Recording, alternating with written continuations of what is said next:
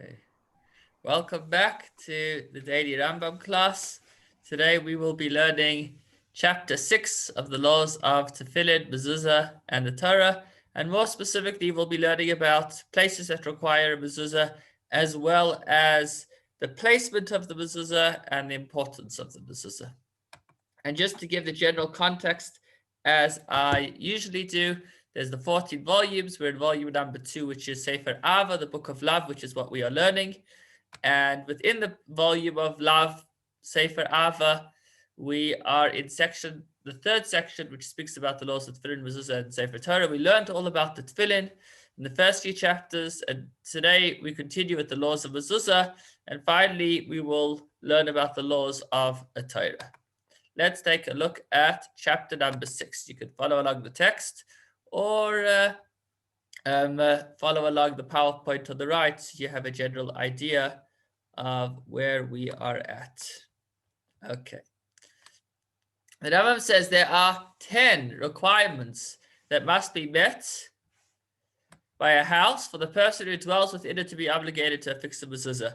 So just to clarify, you have different types of mitzvahs. Some mitzvahs are mitzvahs that we need to make sure we don't pass a day without doing, like putting on tefillin, learning Torah is actually not only once a day, davening. There's some mitzvahs where we're not required to try to do the mitzvah. However, in specific circumstances, the mitzvah becomes a requirement. In Torah terminology, we have what's called a chiyuv gavra and a chiyuv cheptza. Chiyuv gavra means it's a mitzvah that's on the gever, on the person, and chiyuv cheptza it's a mitzvah that is required on the item. Or once the item is in place, then the person would be required to ensure that's in place. Obviously, items don't have free choice, but it means that the mitzvah is not an obligation of the person, but rather of the item. Now, a mezuzah falls into the latter category. There is no requirement for a person to have a mezuzah. If a person lives under the stars, then the mitzvah simply wouldn't apply. For another example of such a mitzvah would be the mitzvah of putting a fence up around a pool. The Torah says, you should put a fence around your roof. That mitzvah only applies if you have a roof, which you could go onto. If you have a roof that people go onto, then there's a biblical requirement to put up a fence. But if you have no roof, then obviously the mitzvah doesn't apply. So the same goes for the mezuzah. And so therefore we're going to see, under what circumstances does one require a mezuzah? What needs to be in place in order for a mezuzah to be necessary? It's also worth mentioning that the Rambam is going to speak about what conditions need to be in place for there to be a requirement for a mezuzah. Once the requirement is in place, you would be able to go ahead and make a bracha. Now, there are certain situations where you still can put up a mezuzah, but it's not a requirement. Maybe because there is an opinion that says that it should be there. And then you wouldn't be allowed to make a bracha. The bracha can only be made if you're putting up the mezuzah in a place that requires it. If you're putting up a mezuzah in a place that doesn't require it but may still qualify, then you would put it up without a bracha. So just worth bearing that in mind as well when we speak about these conditions that sometimes even without them in place. But we'll see as we go along. So what are the 10 conditions? He first outlines them at the beginning, and then he elaborates as we go along. So firstly, you need to have all of these things in place. If any of these 10 conditions are missing, then there is no obligation for a mezuzah, and they are. Number 1, the area of the dwelling to be 4 cubits by 4 cubits. A cubit is this from there to there, which is approximately half a meter. So the area needs to be large enough that it is 4 by 4 amos, which would be about 2 by 2 meters, which would be, I guess, 4 square meters. Number 2, there needs to actually be doorposts. If there's no doorposts, then you wouldn't be required of mezuzah. Number 3, there needs to be not just posts on the side, but also a lintel across the top. Number 4, there needs to be a roof.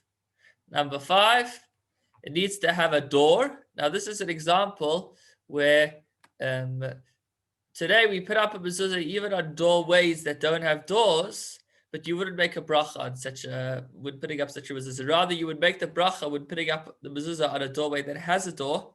Okay, we'll get there. Number 6, the entrance to be at least 10 handbreadths high, approximately a meter high. Number 7, the dwelling not be consecrated. We'll learn that a shul actually, in theory, would not require a mezuzah.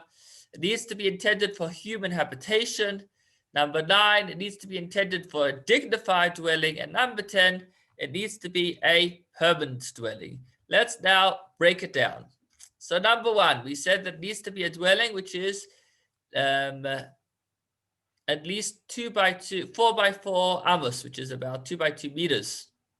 If it's less than that, it does not require a mezuzah. If its area is equal to 16 square cubits, that would be 4 by 4 amos.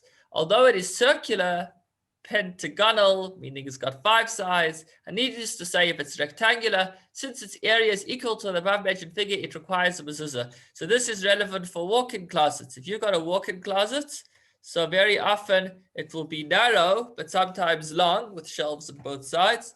So if the room can fit 4 square meters, even if they're narrow, even if it's maybe 1 meter wide and 4 meters long, or something like that, 1.5 meters wide, and whatever the equation is, 3 and something meters long, then it would require a mezuzah. So that's as far as walk-in closets. Number 3, an exedra, which is a Greek word, a structure with 3 walls and a roof. It does not require a mezuzah, even though it has 2 pillars on the 4th side. Why? The pillars are intended as supports for the roof and not as doorposts. So I think an example of this would actually be an outdoor patio, a covered patio. If you have a patio coming off your house, and in the corner of the patio you have, whether it be a piece of steel or even if you have a row of bricks where you have the whole corner holding up the patio in the end, so that row of bricks is not there to make a doorway. That pile of bricks is there to hold up the roof of the patio. So that would be exempt from a mezuzah, meaning you wouldn't have to put a mezuzah on that patio because there is no doorway. He even speaks about where you have, let's say you have a patio coming out of your house where it's surrounded by rooms on 3 sides. So actually there's walls on 3 sides, and even on the 4th side, there are 2 pillars. If it's clear that the pillars are not there as a doorpost, but simply to hold the roof, then it would not require a mezuzah. Similarly, a roof without walls, which stands on pillars, even though shaped like a house, does not require a mezuzah. So that would be if you have maybe a parking spot. What do you call it? You know, some people have where you could park, where they'll have on 4 poles, like those African sheds. So it's you could drive in and it's all open on the sides. It's held up on 4 sides. Such a place would not require a mezuzah because it has no doorposts. The pillars are intended to support the roof. So that is as far as a covered patio and the like. The following rules apply to a house which has a doorpost on either side. So it's got 1 post over here and another post over there. But on top, instead of having a lintel going straight across, it has an archway that comes round.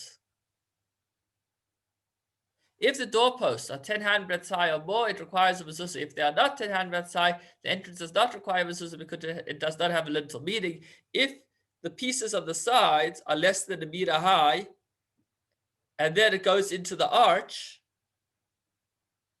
then it wouldn't require a mezuzah. So you could have this sometimes, I guess, in order for, if it was straight up and then it started going on an angle, then you wouldn't require a mezuzah. I do think that sometimes a mezuzah still could be put there, but I didn't manage to check that out to confirm. Okay, because it does not have a lintel. Number 5, a house that does not have a roof does not require a mezuzah if a portion of a building was covered by a roof and a portion was not. So this is how it works. This is what it seems to me. The Rambam uses this terminology, Yera'eh li, it seems to me, when it's not clear and the Rambam is giving his own psak.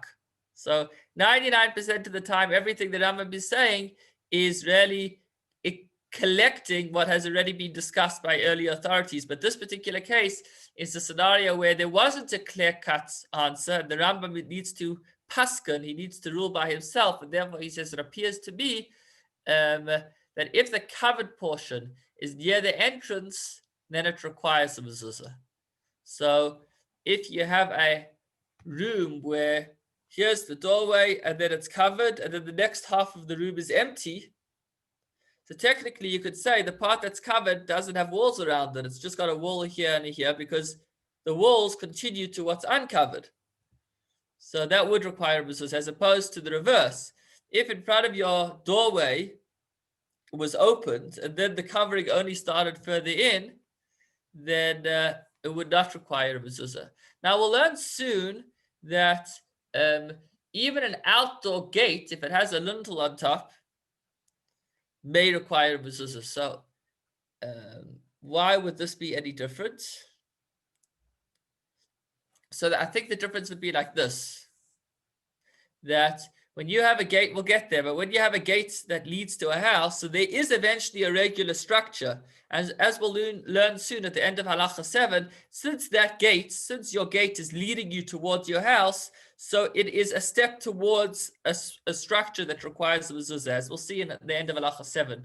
But here, if there is no house, all it is what might be considered a house and might not be considered a house. So the Rambam says that if the part of the structure that has a roof is close to the door, then it would qualify as a house and require a mezuzah, as opposed to vice versa. But he says the doors should be attached and afterwards a mezuzah are fixed. So this is quite relevant if you are building or renovating a home. So you would want to, the moment that you move in, then the home requires a mezuzah. Only if you're renting. If you're renting outside of Israel, then you have a 30-day wait. But if you have your own home, then the first night you're there, you have to have a mezuzah. But on the other hand, maybe your doors haven't arrived yet. So the Rambam says, first put on the doors, and then put on the mezuzahs. I guess in such an instance,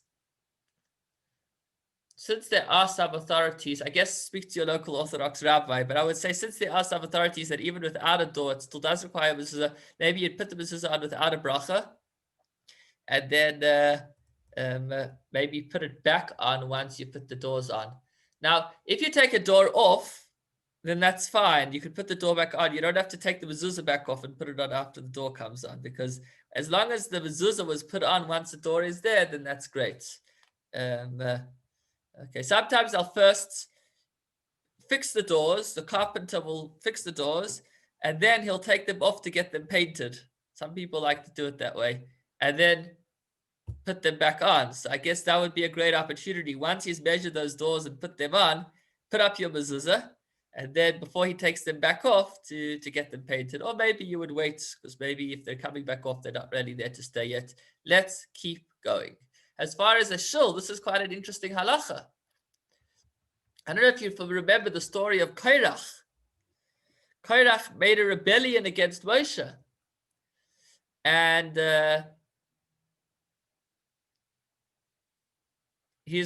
one of his arguments were, does a house that's full of scrolls of holy books require a mezuzah? And Moshe said yes, and Korach said that's ridiculous. I mean, if there's no holy items in the house, so then put up a holy item by the door. But if the whole house is full of mezuzahs, then why would you need to put one at the door as well? So here we actually see where the similar concept does exist. And that is, if it is a holy building, if it's a temple mount, the gates to the temple mount, its chambers, courtyard, and similarly entrances to shuls and houses of study, which do not have apartments in which people live, such places do not require a mezuzah because they are consecrated. The rabbis learned from the verse that specifically your doorways, meaning regular people's doorways, require a mezuzah, but the doors of a shul, theoretically speaking, do not require a mezuzah. However, a synagogue in a village in which guests reside does require a mezuzah. Why? Because it's not just being used for ritual purpose, it's not just being used for spiritual purposes, it's actually being used to live in. So if your shul has a living quarters, then it would require a mezuzah. Similarly, a synagogue in a metropolis, if it has an apartment, requires a mezuzah. And maybe that's why the custom has today, it's kind of become an accepted custom to put mezuzahs on shuls. Another reason may be that shuls are sometimes not just used for davening. Bet HaKnesset, a house of gathering, sometimes shuls also have offices and other rooms. So maybe that's why we put the mezuzahs up. All the gates in the temple complex do not have mezuzahs, with the exception of Sha'ar Nikanor, the gates of Nikanor, and those further within, and the entrance of the chamber of Parhedrin. Why?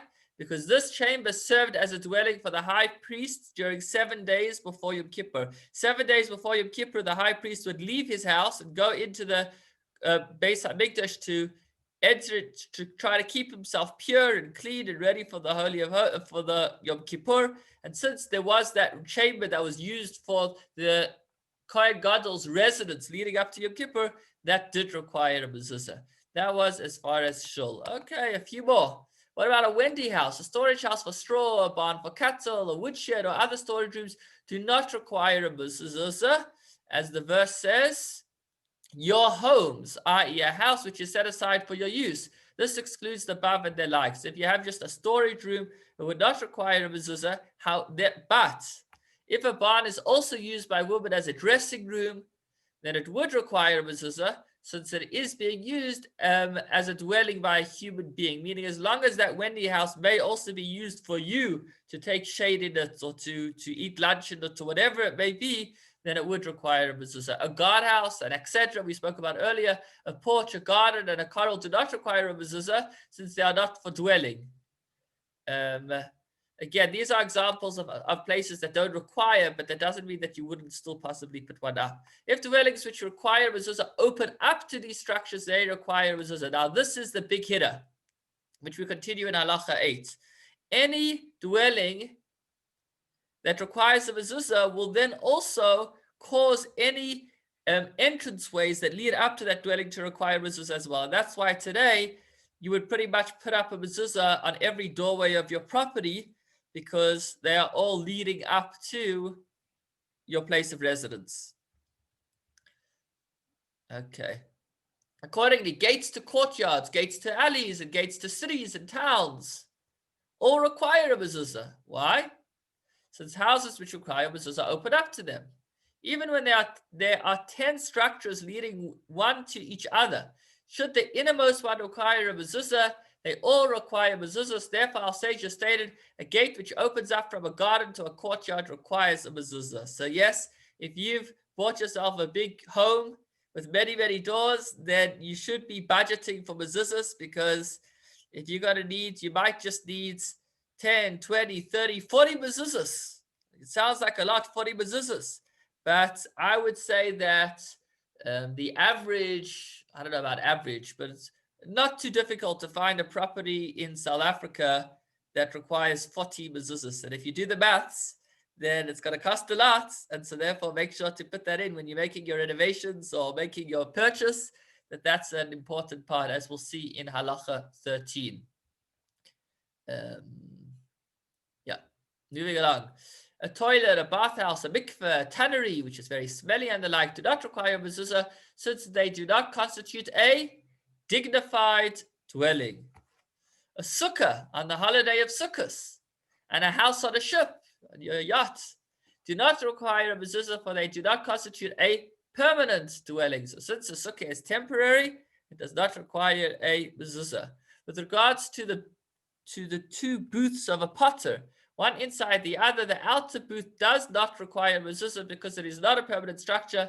So if he has kind of the permanent one and the other one kind of like an awning or another structure that kind of pops up in front of it, the inside one, which is permanent, would have a mezuzah, as opposed to the outside, which would not.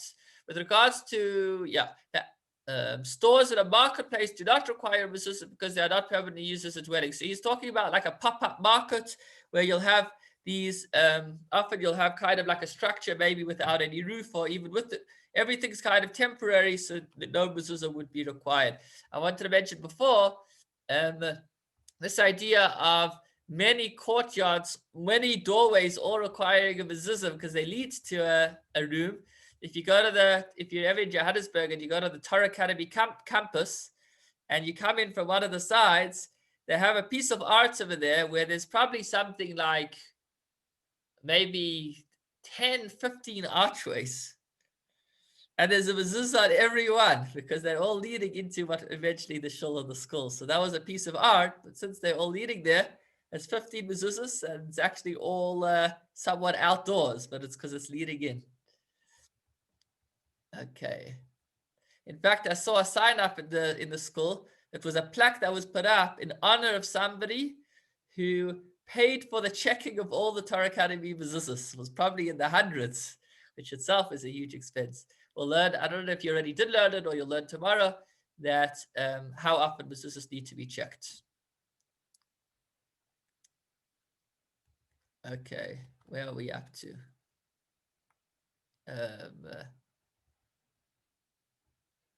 Yeah, a dwelling which has many doorways requires a mezuzah for each and every doorway. So although there's a common misconception that only the front door requires a mezuzah, or there's more of a requirement, I don't believe that to be the case. Every doorway requires a mezuzah, even though one generally enters and leaves through only one of them. So if you have a little back door that you don't often use, it still would require a mezuzah. A small entrance between the dwelling and a loft requires a mezuzah. I believe this is talking about, it doesn't mean like a trap door, because it needs to be vertical. If the entrance is flat, then that's not a doorway that doesn't require a mezuzah. But if it's a doorway that you use to go into the loft, you would require a mezuzah.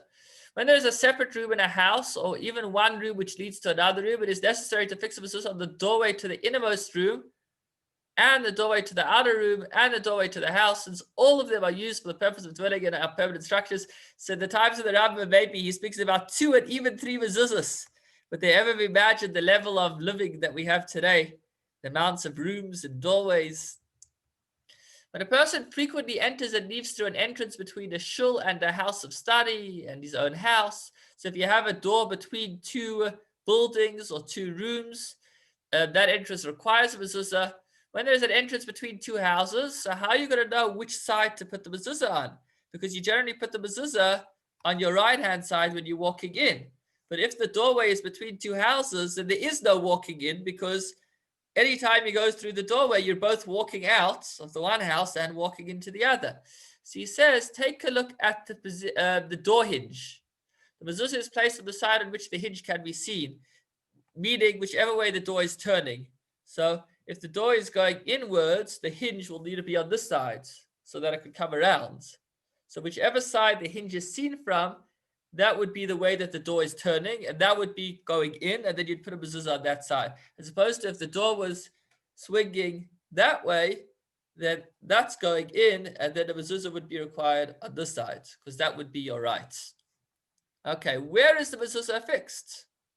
At the inside of the entrance within a handbreadth of the outer edge of the doorpost. So if you've got a wide doorpost, but it's all the actual doorpost, it's not just leading to the doorpost, then you would actually position the mezuzah close to the outside. So it's kind of, as you reach the doorway, it's right there within the first tefach, which we said a handbreadth, approximately 10 centimeters. At the beginning of the top third, the average door is approximately 2 meters, which means a house door is generally 2 meters, which would mean that you'd put your mezuzah higher than 66 centimeters from the top, which, by the way, is quite low. I mean, lower than people think. When you approach a doorway, if you take a measuring stick and it's a 2-meter doorway and you measure 66 centimeters down, it looks almost like it's close to halfway down. So that's just an interesting one. And I like to put it right at the bottom, so that way children can kiss the mezuzah without having to wait too many years. So that's where it goes, to the beginning of the top third. If it was affixed higher up, that's still fine, as long as it is at least a handbreadth below the lintel.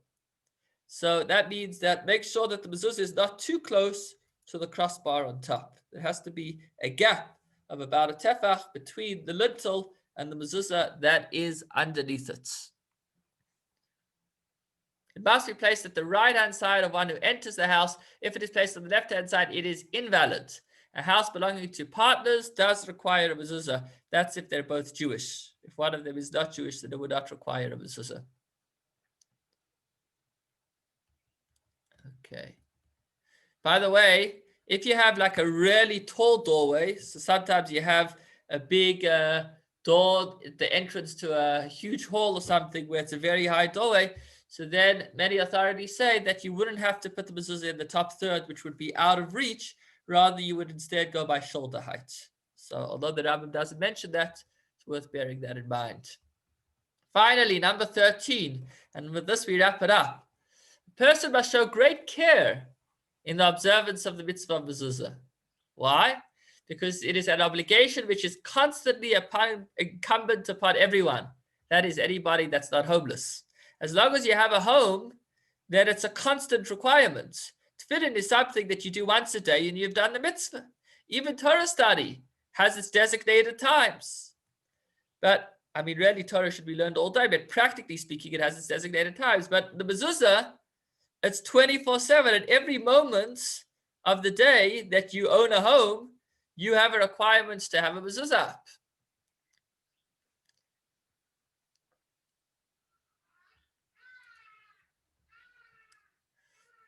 Just on a personal note, when we got married, so actually as we came home from the wedding, it hadn't been done beforehand, maybe because we hadn't yet moved in, my father-in-law actually came and he put up the mezuzahs, so that very first night that we were home after getting married, we wouldn't miss out on the mitzvah of mezuzah. That obviously had a very powerful impression on us newlyweds on the importance of a mezuzah. Through a person's observance of the mitzvah of mezuzah, whenever a person enters or leaves the house, he will encounter the unity of the name of the Holy One, blessed be He, and remember his love for him. Remember, we are right now learning the book of love. There are 613 mitzvahs. Why did the Rambam pick out the mitzvah of mezuzah from all 613 to be included in the book of love? Because when we have a mezuzah, that strengthens our love of Hashem. That's a big part of what the mitzvah is about. Every time thus he will awake from his sleep. It means not just physical sleep, but metaphorically speaking, and his obsession with the vanities of time, and recognize that there is nothing which lasts for eternity except the knowledge of the creator of the world. This will motivate him to regain full awareness and follow the paths of the upright. So when we're feeling sleepy in our Judaism, then we bump into our local rabbi, or people at least affixed to our doorway. That mezuzah should, if somebody sometimes bumps into the rabbi and suddenly their guilty conscience goes, not that it should, you should only have positive experiences with the rabbis, but really you have your own version of a reminder of what you could be doing on your very own doorway. And every time you walk in and out the house, you see it, it will wake you up and help you get back on track.